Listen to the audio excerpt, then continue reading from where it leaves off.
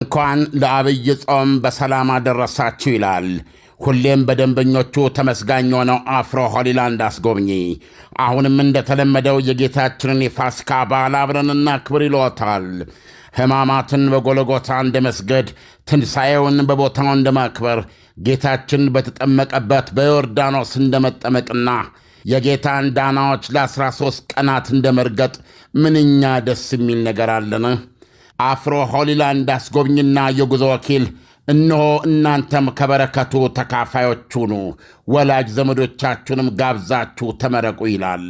አድራሻ ቦሌ ሞርኒንግ ስታር ሞል ሁለተኛ ፎቅ ቁጥር 218፣ ስልክ 0988 181818፣ ዋትሳፕ 0930 01 1998። አፍሮ ሆሊላንድ።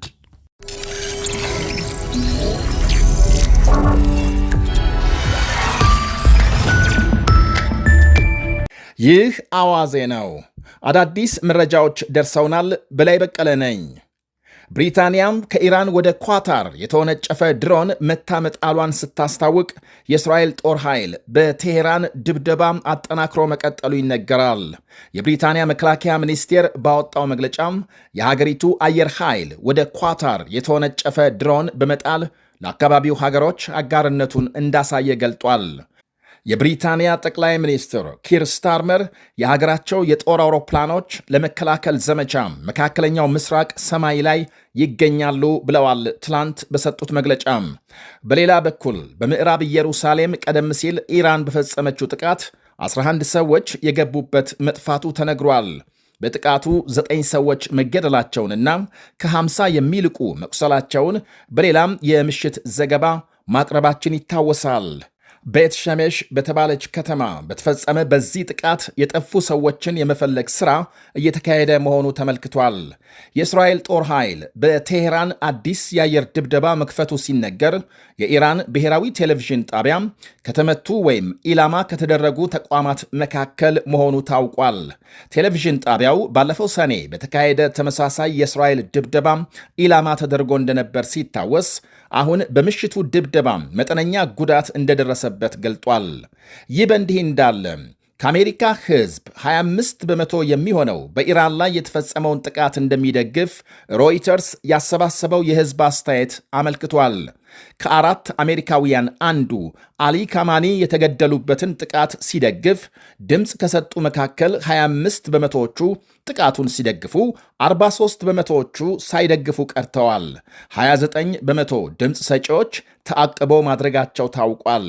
ዲሞክራቶች ፕሬዝዳንት ትራምፕ በኢራን ላይ የከፈቱትን ዘመቻ መቃወማቸው ሲነገር፣ ምክትል ፕሬዝዳንት ካማላ ሃሪስ ለምሳሌ ትራምፕ ኮንግረስ ሳያስፈቅዱ በራሳቸው የተናጠል ውሳኔ አሜሪካና ሰራዊቷን ላላስፈላጊ ጦርነት ዳርገዋል ሲሉ ከሰዋል። አሁንም ቢሆን የሥርዓት ለውጥ ለማድረግ እየተካሄደ ያለው ጦርነት በአስቸኳይ እንዲቆም ጠይቀዋል። በሌላ ዜናም ምሽቱን በኢራን ጥቃት የተከፈተባት የጎረቤት ኢራቅ ፕሬዝዳንት ዶክተር አብዱልላቲፍ ጀማል ራሺድ ከኳታር አሚር ጋር በስልክ ማውራታቸው ታውቋል። ሁለቱ መሪዎች የኢራንን ወረራም በጋራ ለመከላከል በሚቻልበት ሁኔታ ላይ ትኩረት ማድረጋቸው ሲነገር፣ ሁለቱም የኢራን ጥቃት ሰለባ ከመሆናቸው አንጻር ንግግሩ እጅግ አስፈላጊ እንደሆነም ታምኖበታል።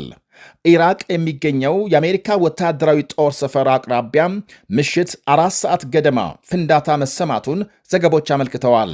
በኳታር ዶሃም ከትላንት ጀምሮ ተደጋጋሚ ጥቃት የተፈጸመ ሲሆን አብዛኛውን ሚሳኤል የሀገሪቱ ጦር ማክሸፉን ገልጸዋል። የአሜሪካ ፕሬዝዳንት ዶናልድ ትራምፕ በበኩላቸው በእስራኤል አሜሪካ ጥቃት 48 የኢራን መሪዎች መገደላቸውን አስታውቀዋል። ቅዳሜ ማለዳም መደበኛ ስብሰባ ላይ የነበሩ ካማኒን ጨምሮ የኢራን ከፍተኛ ባለሥልጣናት በእነ አሜሪካ ድብደባ መገደላቸው መገለጹ ይታወሳል።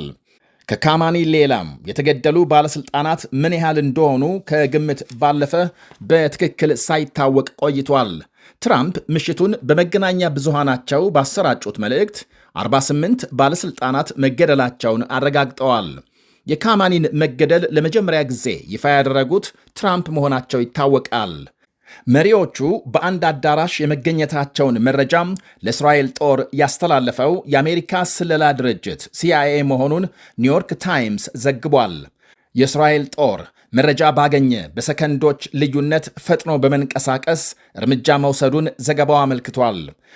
የሰሜን አትላንቲክ ጦር ቃል ኪዳን ድርጅት ኔቶ በኢራንና በመካከለኛው ምስራቅ ያለውን ሁኔታ በንቃት እየተከታተለ መሆኑንና ስጋት የሚያስነሱ አጋጣሚዎች ከተፈጠሩ ለመከላከል ልዩ ኃይል ለማደራጀት እንቅስቃሴ መጀመሩን ገልጧል። ኔቶ የ32 አባል ሀገራቱ ደህንነት መጠበቁን እርግጠኛ መሆን ስላለበት አስፈላጊው ዝግጅት እንደሚደረግ ቃል አቀባዩ ገልጿል። ፕሬዝዳንት ዶናልድ ትራምፕ ጦር ኃይላቸው 9 የኢራን ባህር ኃይል መርከቦች መትቶ ማስጠሙን ይፋ አድርገዋል። የአሜሪካ ጦር በኢራን ባህር ኃይል ሰፈሮች ላይ ከፍተኛ ውድመት ማድረሱንና ቀሪ ወታደራዊ ጣቢያዎችን ለማውደም እየተንቀሳቀሰ ነው ብለዋል። ዘግይቶ በወጣ ዜና በኢትዮጵያ ሰዓት አቆጣጠር እሁድ ምሽት 4 ሰዓት ከ20 በእስራኤል ቴል አቪቭ የሚሳኤል ማስጠንቀቂያ ድምፅ መሰማቱን ሲኤንኤን በቀጥታ ስርጭት አሳይቷል።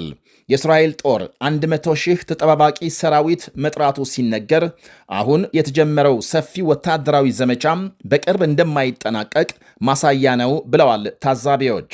የኢራን ውጭ ጉዳይ ሚኒስትር አባስ አራክቺ በሌላ በኩል ለትራምፕ ማስጠንቀቂያ ምላሽ የሰጡ ሲሆን የሀገራቸው ራስን የመከላከል ዘመቻ ገደብ የለውም ብለዋል። ኢራን በጎረቤት ሀገሮች ላይ ጥቃት መፈጸሟን ከቀጠለች ከእስካሁኑ የከፋ ድብደባ እንደሚጠብቃት ቀደም ሲል ማስጠንቀቃቸው ይታወሳል። ትራምፕ ራሳችሁን መከላከል አትችሉም ብሎ ማንም ሊነግረን አይችልም፣ የፈለገውን ያህል ይፍጅ እንጂ ራሳችንን እንከላከላለን ብለዋል ሚኒስትሩ። የመንግስታቱን ድርጅት ጨምሮ በርካታ ሀገሮች ግን ኢራን በጎረቤት ሀገሮች ላይ የምትፈጽመውን ጥቃት አጥብቀው ማውገዛቸው ይታወሳል። በሰሜናዊ ፓኪስታን ኢራንን በመደገፍ በተካሄደ ሰልፍ በጥቂቱ 7 ሰዎች መገደላቸው ተነግሯል። ከዚህ ቀደም ሲል በአሜሪካ ኤምባሲ አቅራቢያ በፖሊስና ሰልፈኞች መካከል በተፈጠረ ግጭት 9 ሰዎች መገደላቸው መገለጹ ይታወሳል። ይህ በእንዲህ እንዳለ የኢራን አብዮታዊ ዘብ በባሕረ ሰላጤው የአሜሪካና የብሪታንያ 3 ነዳጅ ጫኝ መርከቦች ላይ ጥቃት መፈጸሙን አስታውቋል። በባሕረ ሰላጤውና በሆርሙዝ የባሕር ወሽመጥ መርከቦቹ በሚሳኤል ተመተው በእሳት መጋየታቸውን ገልጧል።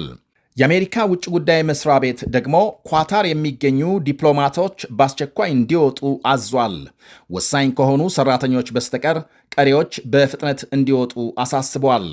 የአሜሪካ መሪ ዶናልድ ትራምፕ ከመካከለኛው ምስራቅ የተወሰኑ ሀገራት መሪዎች ጋር ምሽቱን መነጋገራቸው ታውቋል። በሌላ በኩል ትራምፕ ከእስራኤል ባህሬንና ከተባበሩት አረብ ኤሚሬትስ መሪዎች ጋር በኢራን ጥቃት ላይ ያተኮረ ውይይት ማካሄዳቸውን የዋይት ሃውስ ቃል አቀባይ ገልጸዋል። የኢራን ዜና አገልግሎት እኩለ ሌሊት ላይ ባሰራጨው ዘገባ ደግሞ እስራኤልና አሜሪካም በቴሄራን በፈጸሙት ጥቃት ሆስፒታል ኢላማ ማድረጋቸውን አመልክተዋል። ጋንዲ በተባለው ሆስፒታል በተፈጸመ ጥቃት የተወሰነ ጉዳት መድረሱን በምስል የተደገፈ ዘገባም አቅርቧል። የህንድ ጠቅላይ ሚኒስትር ናሬንድራ ሞዲ ከተባበሩት አረብ ኤሚሬትስ ፕሬዝዳንት ከሼክ መሐመድ ቢን ዛይድ ጋር በስልክ ማውራታቸው ታውቋል። በኤሚሬትስ ላይ የተፈጸመውን ጥቃት በማውገዝ ህንድ በዚህ አስቸጋሪ ጊዜ ከኤሚሬትስ ጎን እንደምትቆም አረጋግጠዋል። የቀጠናው ሰላምና መረጋጋት እንዲመለስ ፍላጎት እንዳላቸውም አክለዋል ሞዲ። በተያያዘ ዜና የተባበሩት አረብ ኤሚሬትስ የኢራን ኤምባሲዋን በመዝጋት አምባሳደሯን ወደ ሀገር ማስጠራቷ ታውቋል። ኢራን የፈጸመችባትን ጥቃት ተከትሎ ዱባይ በይፋ ቴሄራን የሚገኝ ኤምባሲዋን እንደዘጋችና በዚያ ያሉ ሁሉም የዲፕሎማሲ አባላት ጠቅለው እንዲወጡ ማድረጓን የሀገሪቱ ውጭ ጉዳይ ሚኒስቴር አስታውቋል።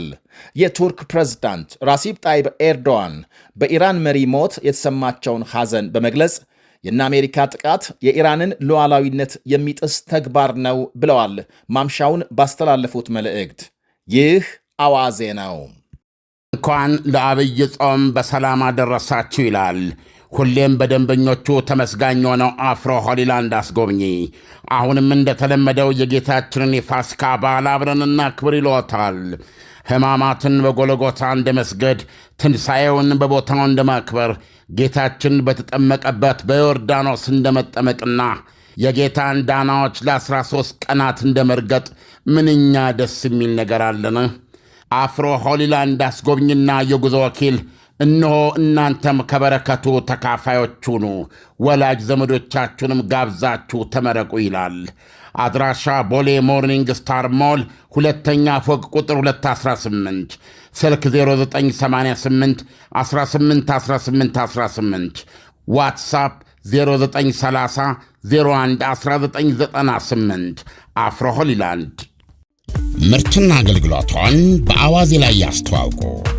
ለጥራች እንታመናለን። በስልክ ቁጥሮቻችን ይደውሉልን። አዋዜ ዓለምነህ ዋሴ ዜና